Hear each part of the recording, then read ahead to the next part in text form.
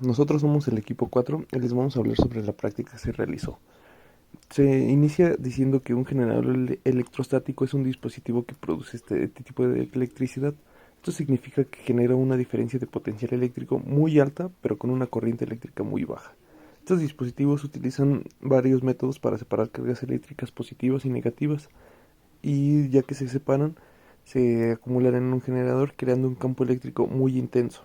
Hay varios tipos de generadores que se crearon en diferentes tiempos. En esta ocasión se hablará de la máquina de Wimshurst. Esta máquina es un invento fascinante que se quedó marcada.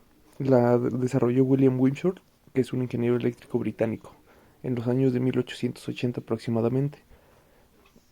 Comparada con otras máquinas de la época, la máquina era relativamente simple de construir y operar, era capaz de generar altas tensiones de manera constante y la hacía ideal para demostraciones y experimentos.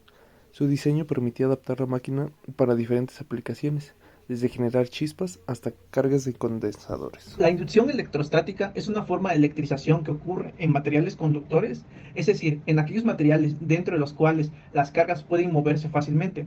En este ejemplo, acercamos una barra de metal cargada positivamente a una esfera de metal eléctricamente neutra. Vamos a comprender lo que sucede después en la esfera. Las cargas de signo opuesto a las de la barra, cargadas negativamente, van a querer acercarse a ella. Las cargas del mismo signo que las de la barra, cargadas positivamente, querrán alejarse lo más posible de ella. El fenómeno de electrización que ocurre en la esfera es llamado electrización por inducción. Funcionamiento de la máquina de Windshur. La máquina de James Windshur de 1883 es un generador de carga electrostático que funciona a través de la electricidad generada por fricción.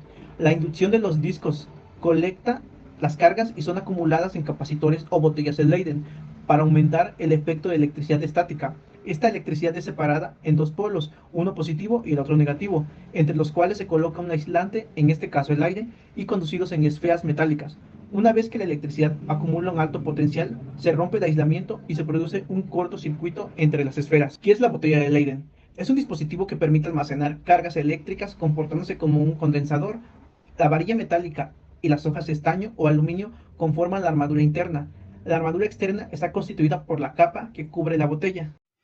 El efecto triboeléctrico es un fenómeno en el cual ciertos materiales se cargan eléctricamente después de entrar en contacto y luego separarse. Esto ocurre debido a la transferencia de electrones de un material a otro. Al girar los discos en direcciones opuestas, se genera fricción entre las escobillas y las láminas de los discos, lo que genera un desequilibrio en las cargas, mismo que es retroalimentado con el movimiento mecánico de los discos. Los colectores son dos varillas metálicas situadas cerca, pero no en contacto de los discos. Estas varillas inducen las cargas y las recolectan para dirigirlas hacia las botellas de Leyden. Es decir, la rotación de los discos aprovecha el efecto triboeléctrico para generar electricidad estática, mientras que las escobillas aprovechan la inducción electrostática para canalizar las cargas hacia las botellas de Leyden. Aquí tenemos las principales partes de una máquina de Wimshurst. Los discos de material dieléctrico. Puede ser madera, vidrio o plástico. Las láminas del disco. Las manivelas. Las escobillas. Las barras neutralizadoras. Polea. Las barras colectoras. Las botellas de Leyden. Varillas de descarga.